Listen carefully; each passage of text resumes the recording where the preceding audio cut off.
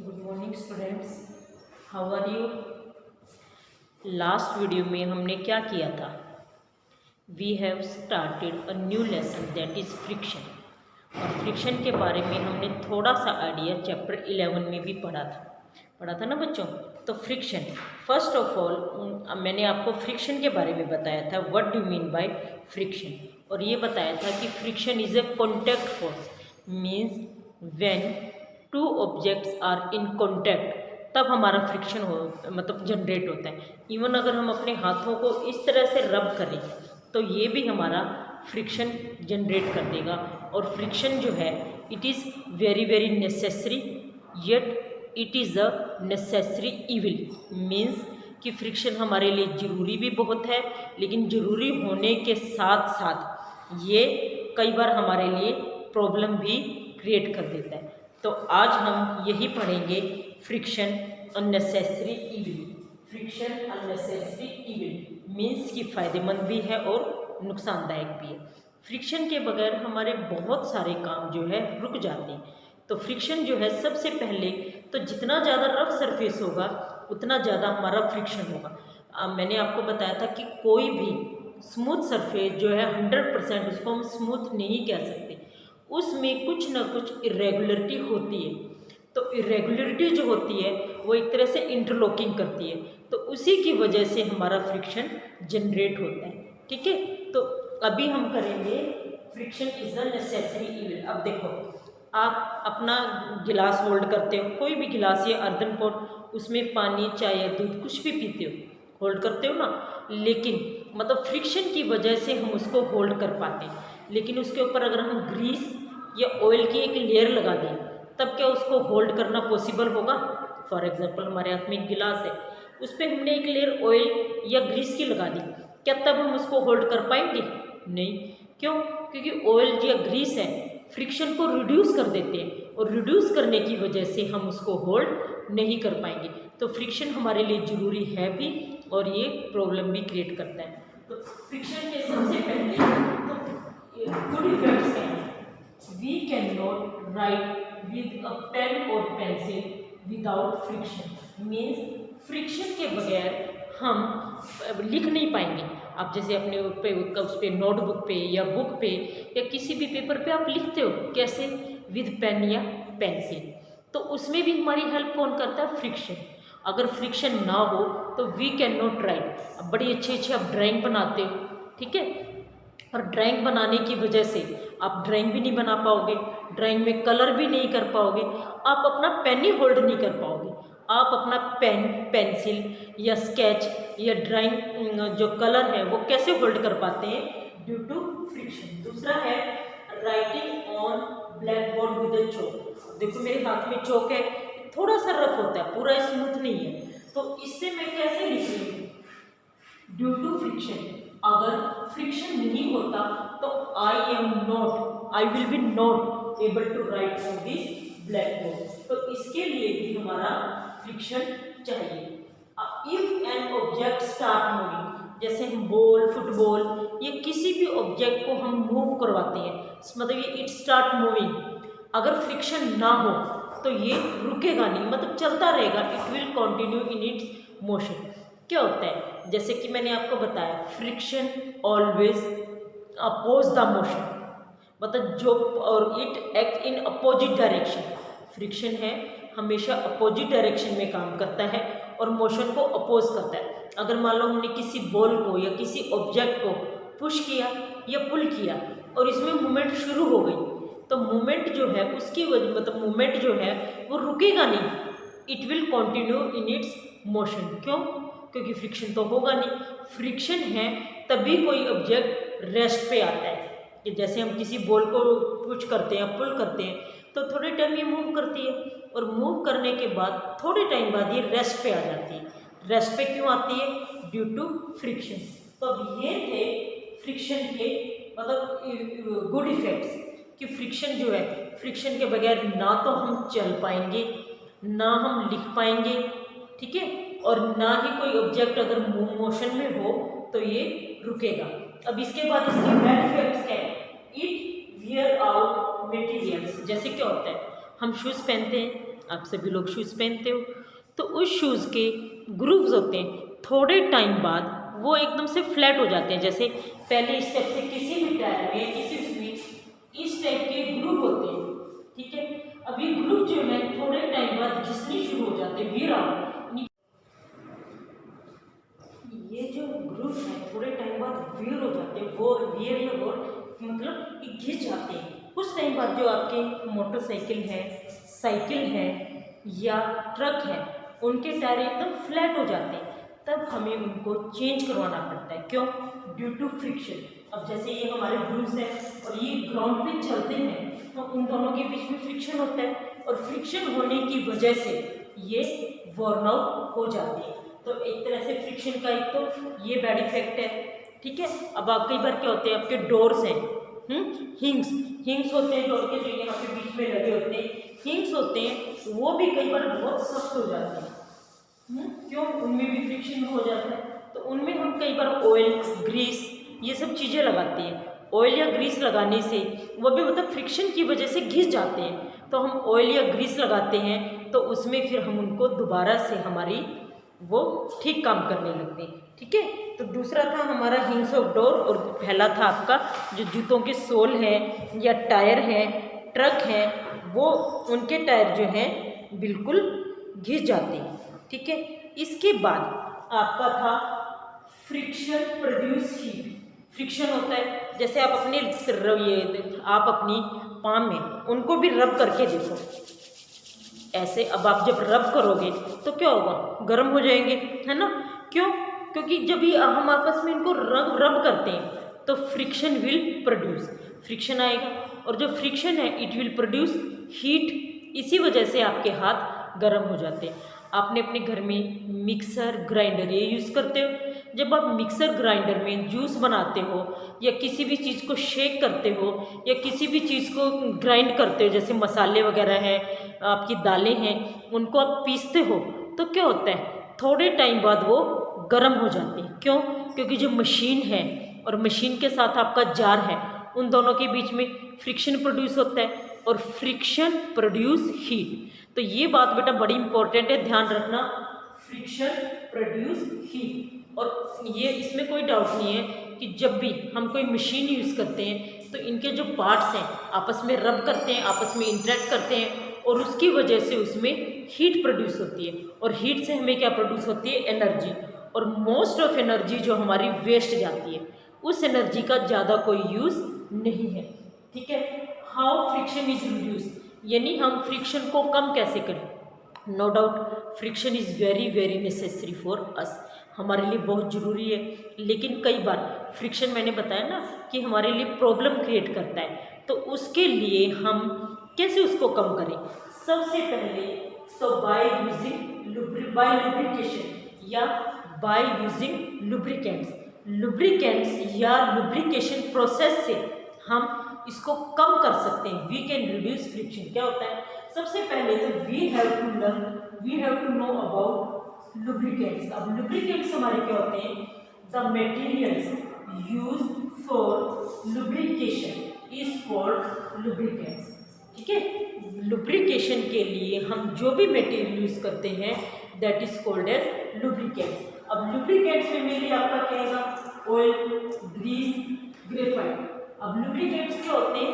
They reduce friction, वो हमारे friction को रिड्यूस करते हैं।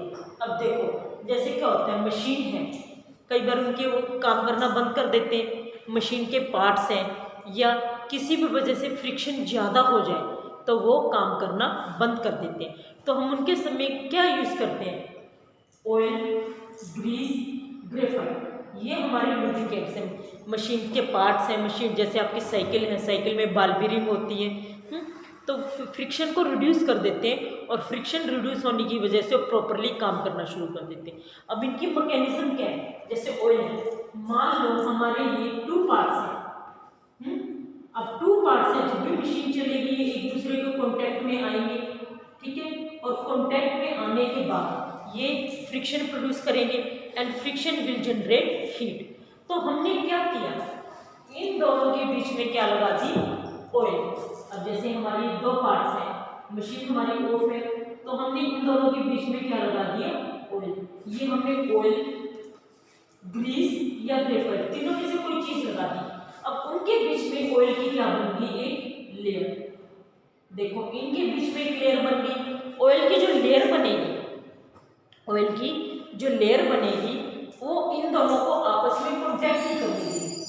अब जब ये एक दूसरे के कॉन्टैक्ट में नहीं आएंगे तो इनमें रबिंग भी नहीं होगी। तो इनमें रबिंग नहीं होगी तो फ्रिक्शन भी जनरेट नहीं होगा। ऑयल है, ग्रीस है, इनके बीच में एक लेयर बना देता है और लेयर बनने की वजह से ये एक दूसरे के कॉन्टैक्ट में नहीं आते, और कॉन्टैक्ट में जब नहीं आएंगे तो इनमें मतलब फ्रिक्शन प्रोड्यूस नहीं होगा, और हमारी मशीन है, हमारे कुछ भी है मटेरियल है, वो हमारे सेफ रहेंगे। दूसरा मैंने आपको बताया था इन हिंग्स ऑफ डोर। कई बार हमारे जो दरवाजे होते हैं, खास तौर पे इन रेनी सीजन में क्या होता है कि opening and closing of door start making noise. खास तौर पे वो उनमें आवाज़ें आनी शुरू कर देती है। A few drops of oil put in its hinges. अब उनके हिंग्स के बीच में हम कुछ तेल की, ग्रीस तो जरूरी नहीं है कि सबके घर में हो, और ग्रेफाइट तो वैसे ही नॉर्मल हमारे घरों में नहीं होता, लैब वगैरह में मिल जाएगा, तो हम ऑयल लगा देते हैं। तो ऑयल लगाने से क्या होगा, अगेन जो हिंग्स हैं वो आपस में एक दूसरे के कॉन्टैक्ट में नहीं आएंगे, और जब एक दूसरे के कॉन्टैक्ट में नहीं आएंगे तो उनमें फ्रिक्शन प्रोड्यूस नहीं होगा।